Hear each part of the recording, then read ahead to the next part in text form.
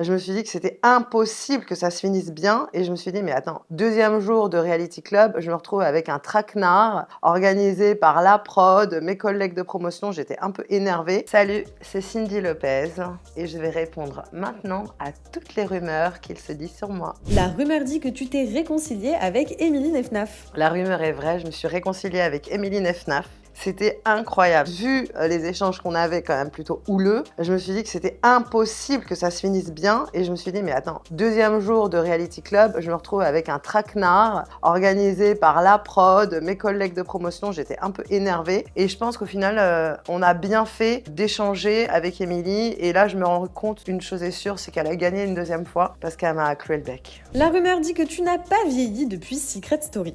Alors la rumeur dit que je n'ai pas vieilli depuis Secret Story, mais mon surnom c'est quand même Mamie Suze. Alors Mamie Suze, oui, parce que je suis devenue presbyte et que j'en suis très fière de dire à chaque personne que je croise que ça y est, je suis presbyte enfin. Je parle des yeux, bien sûr. C'est vrai que j'ai pas beaucoup vieilli finalement. La rumeur dit que tu es en couple avec Emmanuel, l'ex de Nadège Lacroix. Je ne suis pas du tout en couple avec Emmanuel. Alors là, vous faites bien de me poser la question parce que ça faisait 3 semaines que je parlais plus à Emmanuel quand la rumeur est sortie parce que t'es pas d'accord de ne serait-ce que discuter avec un mec qui n'assume pas sa paternité. Et je me suis dit, mec, non seulement t'assumes pas ton gosse à naître, donc l'enfant de Nadège Lacroix que j'embrasse, mais en plus t'assumes même pas que tu machinais, mec, tu vois, donc c'était assez fou. Donc il a essayé de passer par des chemins multiples et variés pour dire non, non, non, elle m'a appelé pour son émission. Donc Emmanuel, je suis désolée de te dire ça, mais franchement, j'espère pour toi que tu vas te reprendre parce que si t'as toutes les féministes sur le dos et toutes les daronnes, je pense que tu vas être un peu dans la merde puisque je ne rigole pas avec toi.